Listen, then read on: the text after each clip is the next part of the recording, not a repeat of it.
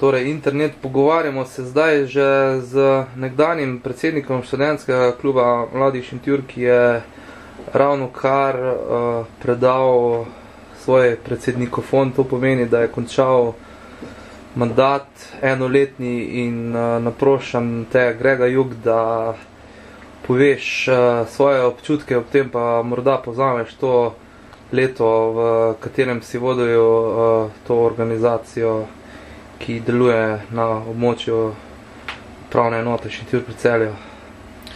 Ja, za mano res eno izmed težjih let mojega življenja, po eni strani, po drugi strani pa eno izmed najlepših let. Dejansko sem se v letošnjem letu preizkusil kot predsednik študentskega kluba, kar mi je omogočilo osebnostna rast. Osebnostna rast, tako na kratko. Obenem pa smo v klub upeljali novo generacijo študentov, v kateri bo sedaj nadaljevali moje in preteklo poslanstvo preteklih generacij.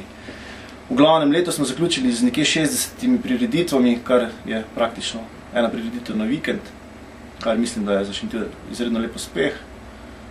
Tudi naše članstvo v klubu se lepo povečuje, konstantno raste, trenutno se nahaja na številki okrog 141 recimo. Tako da, vse pravim, težko leto, ampak po drugi strani dobro leto. Kamen se mi je odvalil od srca, ne bom rekel, da ne. Sedaj mi bo nasledila predstavnica nežnejšega spola, Saša Majer. Upam, da bo tudi z njo držal upravni odbor, tako kot je držal z mano. Morda lahko povzameš izmed teh 60 projektov nekatere, ki bi jih pač želel izpostaviti, recimo tudi ljudem, ki ne poznajo delovanje študentskega kluba. Izredno so uspeli pred kratkim Halloween v soorganizaciji s hotelom Žonto, potem tudi Lavorine, ki je nekakšna parodija na do letošnje bazenine. Potem uspel je tudi koncert pop dizajna v končni fazi, ki je privabil mnogo starejše publike med nas. Potem pa so seveda tu klasične športne igre, že 11 leta zapored, so neka stalnica v šentjurskem športnem programu. Potem pa so seveda krasili naš program še kateri manjši dogodki, od mini koncertov, predavanj o raku, o odvisnostih, pa potem, ne vem, izobraževanja pri lokalni vulkanizaciji. Smo naučili ženske menjati olje, menjati gume in tako dalje. Kaj pa recimo študentski klub pomeni tu v lokalnem okolju, se pravi neki razpisi so, neka sodelovanja z drugimi organizacijami?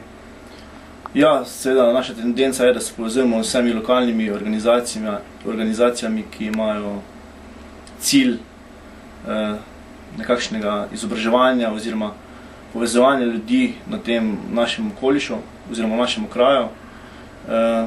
Prav tako radi bi dejansko povezali med sabo Šentjurčane, saj se večkrat zdimo med sabo oddaljeni, distancirani, ker se ne poznamo oziroma se zdimo drugem tuji zaradi čisto banalnih stvari, ker pač nismo vsi sosedi dejansko, tako majhnem kraju, ampak vseeno.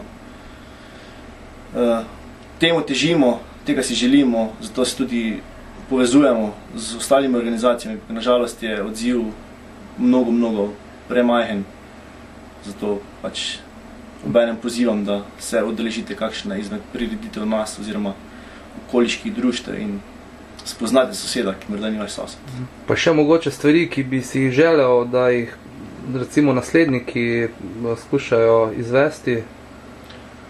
V bistvu želim si edino to, da se začnejo ljudje med sabo pogovarjati, ker iz pogovora nastanejo nore ideje, nore zamisli in to je pač osnova dejansko k ustvarjanju prijetnejšega okolja.